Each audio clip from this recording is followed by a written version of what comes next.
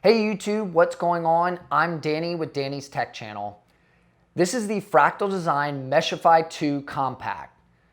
I've built in the original Fractal Design Meshify C before, and I loved it, even though it had a few flaws. So I thought I would give this seemingly refreshed case a try, and it appears that Fractal did everything right and fixed every issue the original Meshify C had.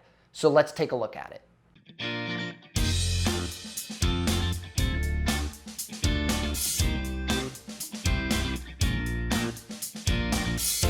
I gotta say, the redesign on this case is really nice. They kept the original look, which everyone absolutely loves, but they improved upon it and fixed all the little problems that people have had in the past that needed improvement as well.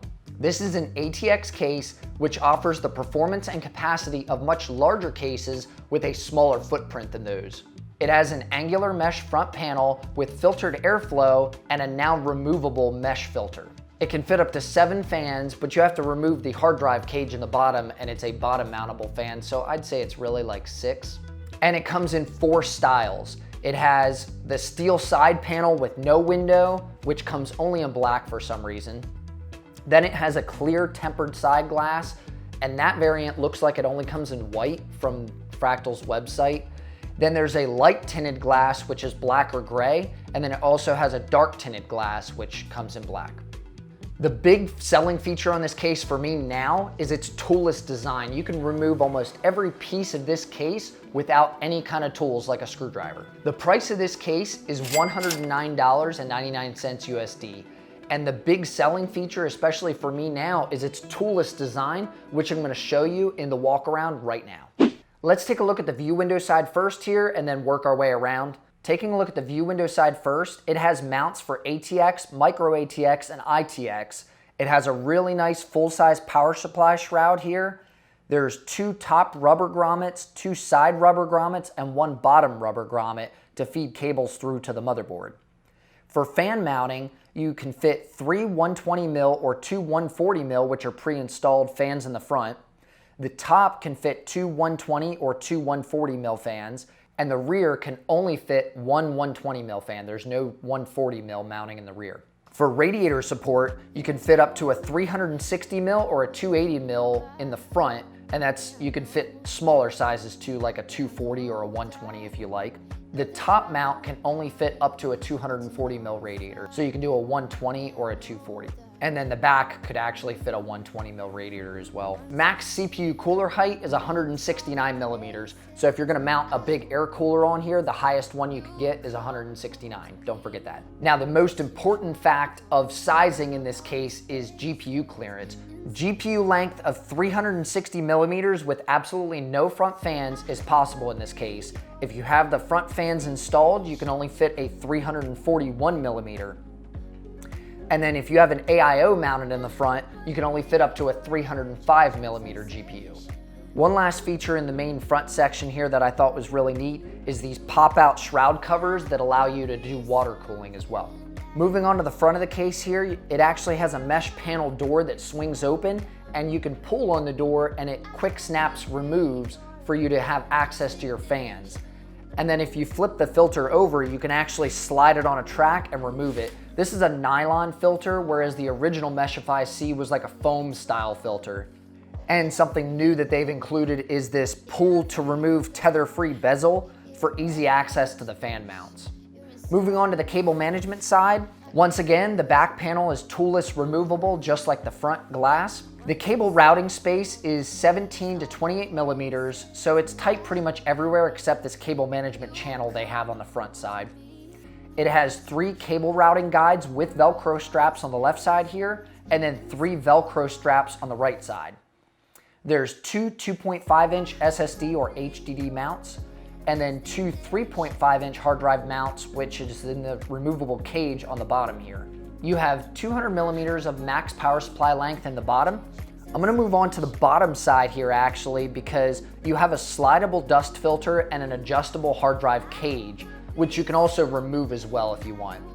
And then it has fixed rubber feet on the bottom, which are very soft touch to not damage your desk or surface space. I think the top is actually the most interesting part of this case because of its modularity. Let's take a look at the I/O first. Your front I/O, or your top I/O, because it's actually on the top, includes a headphone, microphone, USB 3.1 Type-C, your power button, reset button, and 2 USB 3.0 Type-A ports. This is where things start to get really interesting because you have a quick release top panel here, which a lot of cases don't. You can just pull on the back and the whole thing snaps up top. And then you have a quick release dust filter as well. You don't have to run the dust filter if you're gonna run top fans on exhaust because it's not filtering anything at that point. The exhaust fans are just pushing the dust away from the case. So to create increased airflow, you can just remove that filter altogether. On the top panel, you can remove this with 2 screws. Now this is the only part that wasn't toolless that I've seen. You have to remove these 2 screws using a Phillips number 2 screwdriver, and then this whole top frame removes. I found this very useful when building, and it doesn't matter if you're a novice builder or a pro builder, extra space to get your hands in while you're building is a plus in my book. In fact, let's take a look at the build montage right now, and then I'll give you my notes after the build and talk about the parts.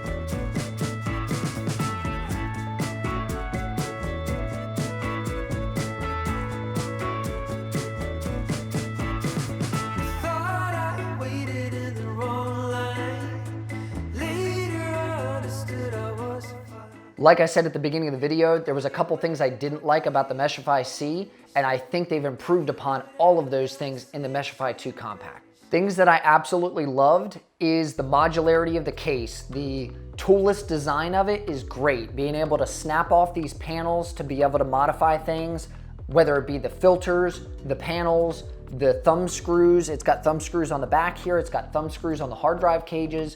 They just really made it so you don't have to grab a screwdriver every time you want to take something apart or open something on the case. Speaking of opening something, this front panel is fantastic. You just grab the Fractal Design logo, pull on it, and you can open it right up. Choosing the nylon panel instead of the foam panel like in the Meshify C is a great asset to this because you're creating increased airflow while still creating good dust resistance. That foam panel did not allow any kind of airflow. As soon as I added a radiator in my Meshify C, it pretty much choked it off in the front there, and my GPU was starving for air.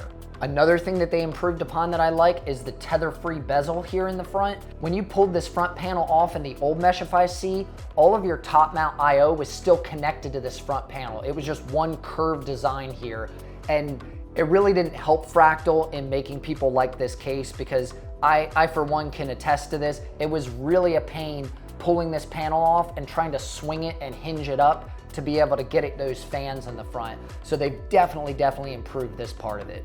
And then finally, this top priority access that they've added, being able to completely remove this section to get water cooling in there, or just to get your hands in to be able to plug in your EPS connector and stuff, I think is a really good thing to add. Now let's switch over to a few things I did not like about the case, and they're really minuscule, so I don't think it affects the overall use of the case. In the back here, cable management space is tight. As I said, it's between 17 and 28 millimeters. The 17 millimeter part is on this far side where the EPS connector is. If you have RGB fans or a liquid cooler or anything in the top, I think it would create difficulty running so many cables along this top space here. I think one more thing that Fractal should add is a pass-through for the two front fans in the center of the case. Right now, what you have to do, the way they have it laid out from the factory, is they have one cable going up and in the top, and then they have another cable coming down and around the bottom from the fans, from your fan cables. In the Meshify C, I remember they had an actual pass-through in the center, so I had both fans cables running to the middle and then straight out through the center of the case. It's just weird that they would take it away. Maybe they were going for a cleaner look. I'm not sure, but that was something that I would enjoy having in this case as well. And then last thing that I didn't like as much is the bottom filter in this is real easy to slide. It doesn't latch in very well. So when I pick the case up to move it around, I found myself pulling the filter out all the time. Maybe make that bottom filter a little bit more positive latching. But my overall feel of this case and my overall rating, I would say go ahead and get it. I love it as much as the first design that they did. I think they've improved upon the flaws, and the minor problems that I've found can be overcome easily.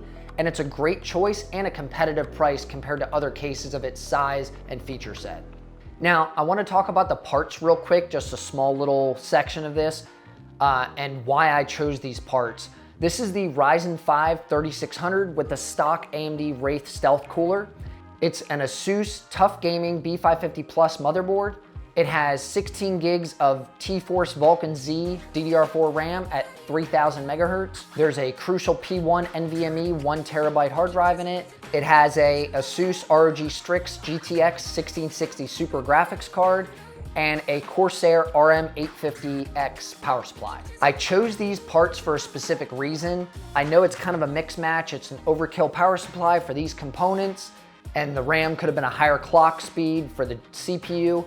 I want to use this computer for a couple upgrade videos as well as some how-tos coming up. And I think the case was just a good one to start this in. So if you haven't already subscribed, do so below and hit that bell so you'll be notified when each video is uploaded and you don't miss a thing. And as always, I'm Danny with Danny's Tech Channel, and I'll see you in the next video.